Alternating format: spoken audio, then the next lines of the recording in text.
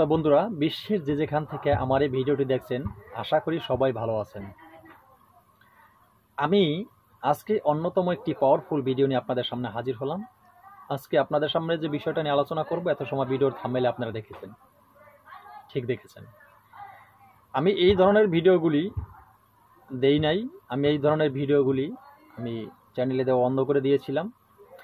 আমি যখন দেখেছি আপনাদের, আমার দর্শক যারা আছেন, ভিউয়ার যারা আছেন, সাধারণ যারা অসাধু তান্ত্রিকের কবলে পড়ে, অসাধু তান্ত্রিকের রহস্যে পড়ে, যাদের টাকা পয়সা অর্থ সম্পদ বিলীন করে দিয়েছেন, কিন্তু তারপরও আপনার সমস্যার সমাধান পান না, সেই সমস্ত অসাধু তান্ত্রিকের কাছে আর আপনার যাতে না যাওয়া লাগে, সেইভাবে আমি মন্ত্র দেওয়া শুরু করেছি আপনাদেরকে।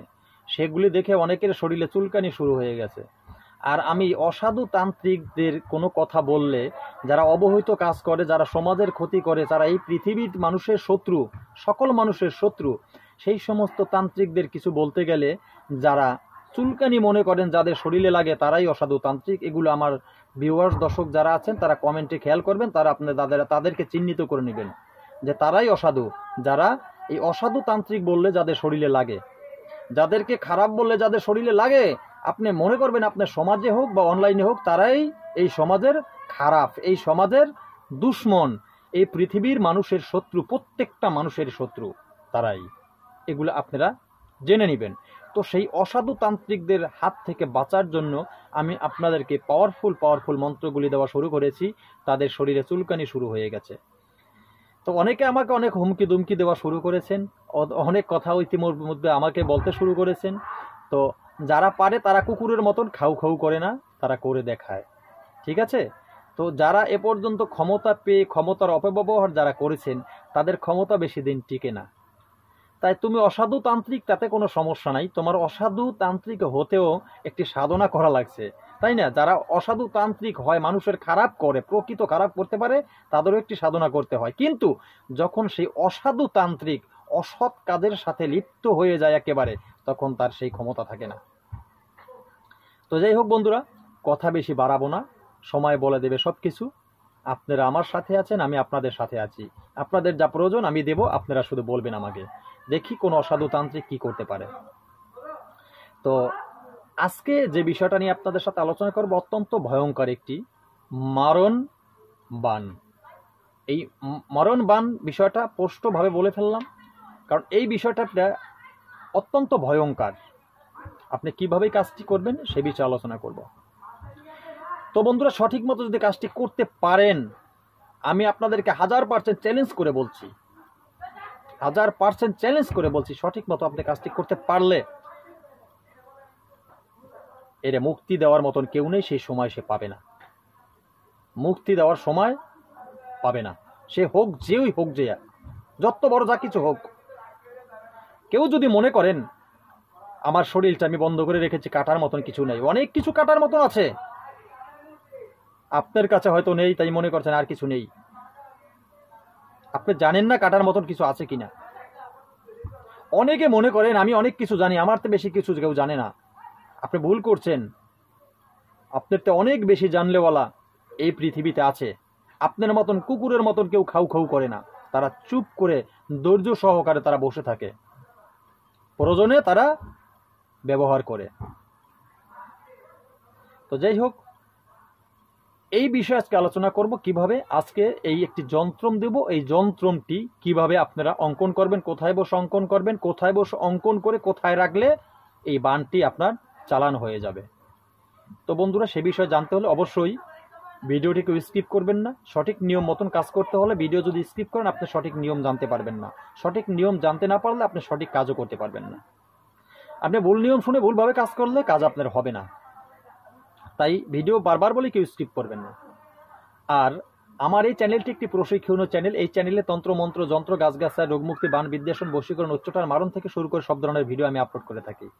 ভালো মন্দ সব ধরনের ভিডিও দিয়ে থাকি প্রশিক্ষণীয় চ্যানেল হিসাবে, কারণ না হলে আপনারা ভালো মন্দ আপনারা জিনিস জানবেন কোথায়। তো বন্ধুরা, যারা এখনো আমার চ্যানেলটি সাবস্ক্রাইব করেনি, চ্যানেলটি সাবস্ক্রাইব করুন, পাশে থাকা বেল আইকনটি বাজিয়ে নোটিফিকেশন করে দিন, যাতে আমি নতুন ভিডিও আপলোড করার সাথে সাথে সবার আগে আপনার কাছে চলে যায়।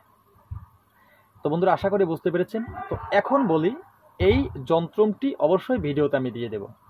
ভিডিওর মধ্যে যন্ত্রটি দিয়ে দেবো। আপনাদেরকে বারবার একটি কথা বলি, মন্ত্র হোক অথবা যন্ত্র হোক, আমি যা দিচ্ছি আমার ভিডিওতে আপনাদেরকে যা দিচ্ছি, আপনারা যারা দেখছেন তারা মন্ত্র অথবা যন্ত্র যেটাই হোক না কেন, আপনারা ভিডিওতে স্ক্রিনে যখন জিনিসটা আপনারা পাবেন তখন বড় করে সুন্দর করে একবার জুম করে নেবেন। আপনারা যদি জুম করে নেন লেখাগুলো আপনারা সহজে বুঝতে পারবেন। কারণ আমি মোবাইল ফোন দিয়ে কাজ করি না, আমি কম্পিউটার দিয়ে কাজ করি না, মোবাইল ফোন দিয়ে কাজ করি, যার কারণে আমার এই লেখাগুলো একটু ছোট হয়। ঠিক আছে, আপনারা যদি সুন্দর করে স্ক্রিনটা এরকম বড় করে নেন, জুম করে নেন, আপনারা কিন্তু লেখাগুলো খুব সহজে বুঝতে পারবেন। খুব সুন্দরভাবে আপনারা সেগুলো দেখে দেখে আপনারা এগুলো লিখতে পারবেন বা অঙ্কন করতে পারবেন, অসুবিধা আপনাদের হবে না। তো বন্ধুরা, এই যন্ত্রটি আপনি কিভাবে অঙ্কন করবেন, কোথায় বসে অঙ্কন করবেন, কোথায় বসে অঙ্কন করলে সফলতা পাবেন, নিয়মটি বলে দিচ্ছি। এই যন্ত্রটি অত্যন্ত পাওয়ারফুল একটি যন্ত্র। এই যন্ত্রটি আপনার অঙ্কন করতে হবে শ্মশানে বসে।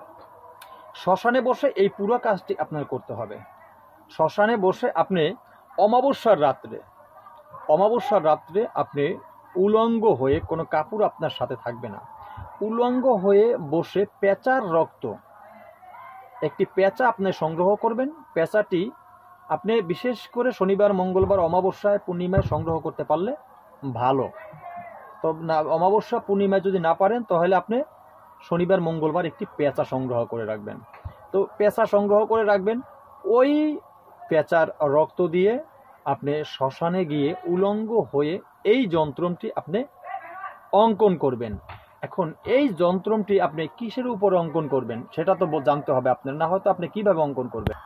অবশ্যই এই যন্ত্রটি অঙ্কন করতে হলে আপনার যেটাকে দাফন, যেটা মৃত্যু দেহে যে কাপড়টা থাকে, যেটাকে বলা হয় ওই মৃত্যু দেহের যে কাপড় যেটা থাকে আর কি, ঠিক আছে, এই মৃত্যু দেহের উপরে ঢাকা যে কাপড়টা থাকে ওই কাপড়টা আপনার প্রয়োজন হবে।